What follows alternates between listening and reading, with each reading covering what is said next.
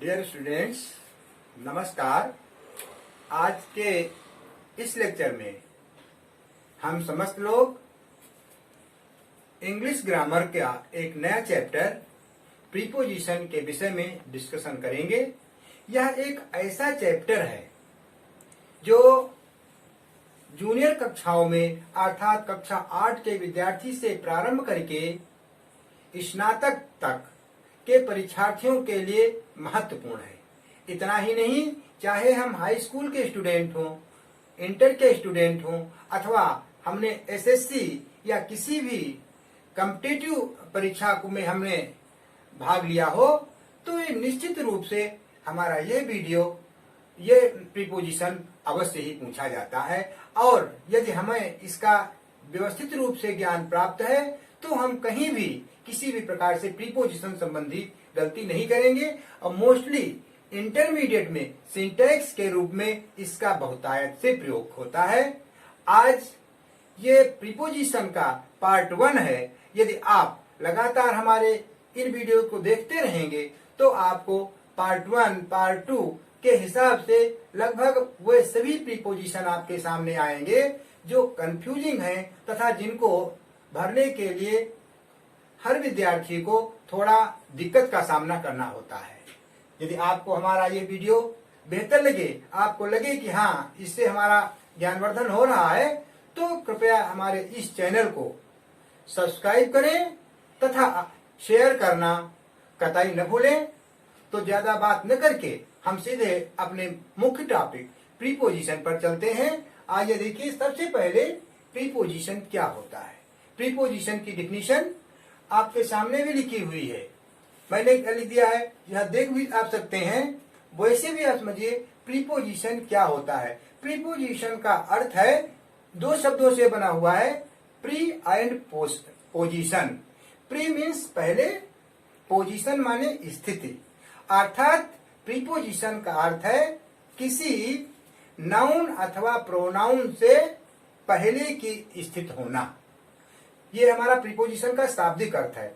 अब जब हम इसका पूरी परिभाषा के रूप में इसकी व्याख्या करते हैं तो हम कहते हैं कि अ preposition is a word which is used before a noun or pronoun to show its relation with any other noun or pronoun। कहने का तात्पर्य क्या है, पहले इस बात को आप बोर्ड पर समझिए। यहाँ लिखा है डेफिनेशन, परिभाषा। प्रीपोजिशन इज अ वर्ड, यानी प्रीपोजिशन एक शब्द होता है। कैसा शब्द होता है, आगे लिखा है which is used before a noun or pronoun, जो एक नाउन या प्रोनाउन के पहले प्रयोग किया जाता है। To show its relation, show means प्रदर्शित करना या दिखाना। टू शो इट्स रिलेशन, जो अपना संबंध प्रकट करता है, अपना संबंध दिखाता है विद एनी अदर नाउन और प्रोनाउन, किसी दूसरे नाउन या प्रोनाउन से साथ में। अर्थात प्रीपोजिशन एक ऐसा शब्द होता है जो किसी नाउन या प्रोनाउन के पहले प्रयुक्त होकर उसका संबंध किसी दूसरे नाउन या प्रोनाउन से बताता है। For example, Ram goes to Agra, अर्थात राम आगरा को जाता है। जनरली हम कहते हैं राम आगरा जाता है या राम आगरा को जाता है, तो हम बनाते हैं Ram goes to Agra. You laugh at the beggar, you laugh आप हंसते हैं, टू एट द बेगर भिखारी पर, आप भिखारी पर हंसते हैं। एक चीज हमको और ध्यान रखनी चाहिए, लाफ एट, केवल लाफ मीन्स हंसना, लेकिन लाफ एट इसका मतलब होता है मजाक बनाना। You laugh at the beggar अर्थात आप भिखारी पर हंसते हैं या आप भिखारी का मजाक बनाते हैं। अर्थात लाफ के बाद में एट प्रीपोजिशन एक बार हमेशा ध्यान रखिए, बिल्कुल मस्ट है। जैसे नॉक, नॉक मीन्स खटखटाना, KNOC के। यदि हमसे कहा जाए या हम कहेंगे दरवाजे को खटखटाइए, तो हम इंग्लिश में लिखते हैं, प्रीपोजिशन में लिखते हैं please knock at the door, दरवाजे को खटखटाओ। हमने कह दिया look at the black board, black board को देखो। जब एट द पॉइंट कोई बात होती है तो वहां पर एट प्रीपोजिशन का प्रयोग किया जाता है। इस प्रकार से प्रीपोजिशन केवल एक नहीं, बहुत से प्रीपोजिशंस होते हैं। कुछ प्रीपोजिशंस ऐसे होते हैं जिनमें केवल एक ही शब्द होता है, उनको हम सिंपल प्रीपोजिशन कहते हैं। कुछ ऐसे होते हैं जो डबल प्रीपोजिशन होते हैं। डबल प्रीपोजिशंस वे प्रीपोजिशंस होते हैं जिनमें एक साथ में दो प्रीपोजिशन जुड़े होते हैं। जैसे मैंने कह दिया he came into the room, वह कमरे में आया। I shall complete this work within 2 hours, मैं इस काम को 2 घंटे में पूरा कर लूंगा। तो इस प्रकार से जो मैंने आपको अलग से एग्जांपल्स दिए, विद इन या इनटू, ये हमारे प्रीपोजिशन है। आपके सामने मैंने 2 एग्जांपल्स लिखे। राम गोज टू आगरा, राम आगरा को जाता है। यहाँ पर टू प्रीपोजिशन है और टू आगरा और राम का संबंध जोड़ रहा है, इसीलिए हमारा टू प्रीपोजिशन हुआ। दूसरा मैंने बोल दिया यू लाफ एट द बेगर, आप भिखारी का मजाक बनाते हैं या आप भिखारी पर हंसते हैं। भिखारी हमारा नाउन है और यू हमारा प्रोनाउन है। इन दोनों को का संबंध जोड़ने का काम करता है एट, इसलिए यहाँ पर एट हमारा प्रीपोजिशन हुआ। इस प्रकार से प्रीपोजिशन की डिफिनीशन जब आप समझ गए, अब हम आपको मुख्य रूप से जो आपकी परीक्षा में पूछा जाता है, वो परीक्षा चाहे आपकी एक क्लास 8 की परीक्षा हो, आदर 9th, 10th, 11th और 12th की परीक्षा हो, सभी में ये क्वेश्चन अनिवार्य रूप से आता है। और ये वास्तव में ऐसा कंफ्यूजिंग मैटर होता है कि यदि इसको हमने ठीक से नहीं समझा तो निश्चित रूप से हमारी त्रुटि करने की संभावना ज्यादा हो जाती है। इसलिए यहाँ पर मैंने बहुत ही, और जैसा मैंने पहले बताया है, इस प्रीपोजिशन को मैंने कई पार्टों में बांट करके आपको वीडियो के माध्यम से समझाने का प्रयास किया है, जिसमें हमारा पहला वीडियो पार्ट 1 है। आप इसी प्रकार से देखते रहें, आपको अन्य वीडियोज भी मिलते रहेंगे। बस एक ही बात आपसे निवेदन करना है कि आप इसको देखने के बाद में यदि आपको मेरा वीडियो बेहतर लगे तो हमारे इस चैनल को सब्सक्राइब करना कतई न भूलें। तो यहाँ पर पहला लिखा है, मैंने लिख दिया है rules to use some important prepositions, कुछ महत्वपूर्ण प्रीपोजिशन भरने के कुछ महत्वपूर्ण नियम। कुछ प्रीपोजिशंस तो ढेर सारे होते हैं और ज्यादातर प्रीपोजिशंस ऐसे होते हैं जिनका हिंदी अर्थ भी एक होता है, लेकिन उनके यूज का स्थान अलग अलग होता है, उसका तरीका अलग होता है। तो सबसे पहले जो आज मैंने आपको बताया है, जो मैं बताना चाहता हूं, वो है आपका बिटवीन, अमंग, अमंगस्ट का प्रयोग। देखिए बिटवीन, अमंग और अमंगस्ट, यहाँ पर ये 3 वर्ड्स हैं, 3 प्रीपोजिशंस हैं और इन तीनों का अर्थ होता है मध्य में या बीच में। यहाँ पर मैंने स्पष्ट कर भी दिया है, बिटवीन, अमंग तथा अमंगस्ट का अर्थ बीच में होता है। अब तीनों का अर्थ बीच में आया, लेकिन हमें इसका प्रयोग कहाँ करना है, कहाँ पर हम बिटवीन का प्रयोग करेंगे, कहाँ पर हम अमंग का प्रयोग करेंगे और किस स्थान पर हमको अमंगस्ट का प्रयोग करना चाहिए। तो इसके लिए भी हमने आपके सामने लिख दिया है, 2 वस्तुओं, व्यक्तियों एवं स्थानों के बीच में बिटवीन का प्रयोग करते हैं।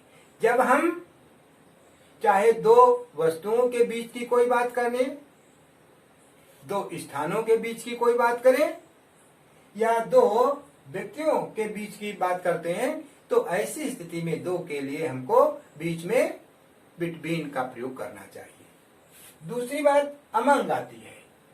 अमंग में 2 से अधिक, किंतु इसकी संख्या जब पता होती है, मोस्टली बात होती है कि चाहे 2 हो या 5, लेकिन यदि हमको ये क्लियर है, इसमें हमारा कॉन्सेप्ट क्लियर है कि इतने लोगों में, इतने स्थानों पर, अब जब बीच की बात आएगी तो ऐसी स्थिति में हमको यदि दो से अधिक हैं लेकिन संख्या हमें क्लियर है तो हमको एमंग का प्रयोग करना चाहिए। इसी के साथ साथ में तीसरी बात आती है एमंगस्ट। एमंगस्ट का प्रयोग भी हमें दो से अधिक के बीच में करना चाहिए, लेकिन उसमें एक विशेषता होती है कि यदि हमको संख्या का ज्ञान न हो, संख्या की जानकारी हमें न हो, तो ऐसी स्थिति में हम अमंग के बजाय हम एमंगस्ट का प्रयोग करते हैं। तो इस प्रकार से ये हमारी जो बिटवीन एमंग आदि की का जो नियम था वो आपके सामने मैंने रखा। अब इसके ही आपको एग्जाम्पल आपके सामने क्लियर कर देता हूं और बाद में हम अपेक्षा करते हैं कि आपने इसको ठीक से समझा होगा। तो निश्चित रूप से आपकी परीक्षा में यदि बिटवीन अमंग या अमंगस्ट से संबंधित कोई भी एग्जाम्पल आ गया, कोई भी सेंटेंस आ गया, तो निश्चित रूप से आप उसको लिखने में किसी प्रकार की त्रुटि नहीं करेंगे। सबसे पहला एग्जाम्पल है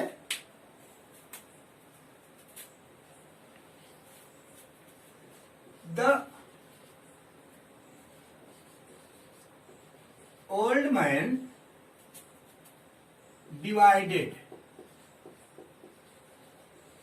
divided his property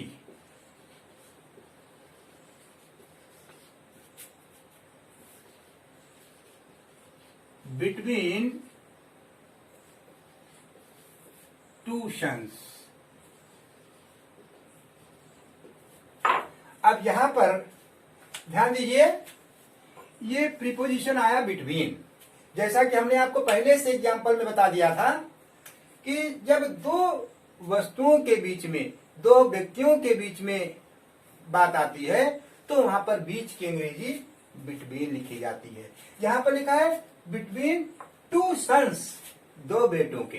तो दो बेटों के बीच की बात होती है, इसलिए यहां पर हम बिटवीन का प्रयोग करेंगे। एग्जाम्पल 2, शताब्दी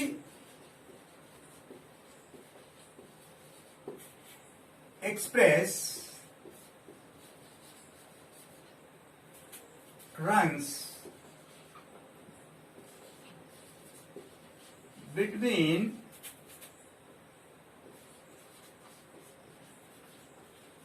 Lucknow and Delhi। अब यहां पर हमको ध्यान देना है, पुनः वही बात, यहां पर शब्द आया बिटवीन और आगे है क्या, लखनऊ एंड दिल्ली, लखनऊ और दिल्ली के मध्य में। मैंने आपको पहले बताया था कि बिटवीन का प्रयोग दो वस्तुओं, दो व्यक्तियों या दो स्थानों के बीच में होता है। तो इस सेंटेंस में बताया गया है कि शताब्दी एक्सप्रेस लखनऊ और दिल्ली के मध्य में चलती है, अर्थात दो स्थानों के बीच की बात है, इसलिए यहाँ पर बिटवीन का प्रयोग किया गया है। ऊपर पुनः एक बार रिपीट करता हूं, दो भाइयों की, दो बेटों के बीच की बात है, इसीलिए यहां पर बिटवीन का प्रयोग किया गया है। और हमारा थर्ड एग्जाम्पल अमंग का प्रयोग। जैसा कि मैंने पहले बताया था, अमंग का प्रयोग भी बीच में होता है, लेकिन दो से अधिक के बीच में, और वो भी जिसकी संख्या हमको पता हो। मैंने लिख दिया डिवाइड these apples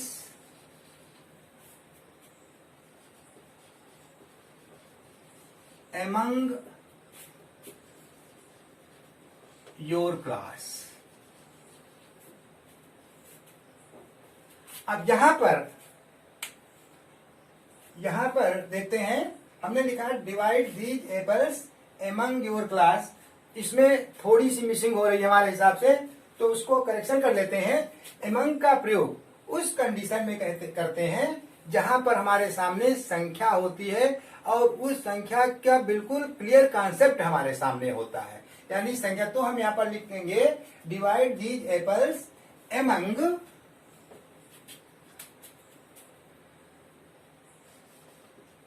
5 स्टूडेंट्स। अब यहाँ पर हम देखते हैं कि आगे जो संख्या 5 लिखी गई है ये बिल्कुल क्लियर है। क्लियर संख्या, क्लियर कॉन्सेप्ट होने के कारण यहाँ पर हमको 5 के साथ में भी अमंग का प्रयोग हमने किया है। अगला एग्जाम्पल है एग्जाम्पल नंबर 4। अब आपको हम एक अमंगस्ट का प्रयोग बता देते हैं कि अमंगस्ट का प्रयोग यहाँ करेंगे। तो मैंने पहले बताया अमंगस्ट का प्रयोग भी 2 से अधिक के बीच में किया जाता है, लेकिन वहां पर संख्या क्लियर नहीं होती है। तो मैंने लिख दिया the chief surrounded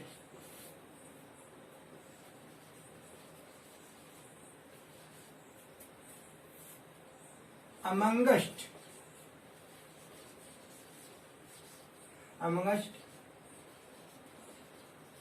enemy soldiers। अब यहां पर जब हम इसका अर्थ क्लियर करेंगे तो इसका अर्थ निकलेगा chief surrounded amongst enemy soldiers. अब इसका अर्थ है चीफ, चीफ मीन्स मुखिया या सेना नायक, कुछ भी कह सकते हैं। सराउंडेड मीन्स घिर गया। अमंगस्ट एनिमी सोल्जर्स, सोल्जर्स यहां लिखेंगे यानी शत्रु सैनिकों के बीच में। अब यहाँ पर हमको संख्या क्लियर का क्लियर कॉन्सेप्ट नहीं हो रहा है, इसलिए यहाँ पर अमंगस्ट का प्रयोग करेंगे। और इस प्रकार से आज हमने आप लोगों के सामने बिटवीन, अमंग तथा अमंगस्ट का प्रयोग बताया। अब एक वही पुनः बात दोहरानी है, यदि आपने हमारे इस वीडियो को प्रारंभ से लेकर अंत तक व्यवस्थित रूप से देखा तो निश्चित रूप से यदि आप में बिटवीन, अमंग और अमंगस्ट के प्रयोग की बात कहीं आती है तो आप, ऐसा मेरा विश्वास है कि आप भ्रमित नहीं होंगे और उसको अच्छी प्रकार से पूर्ण कर लेंगे। धन्यवाद।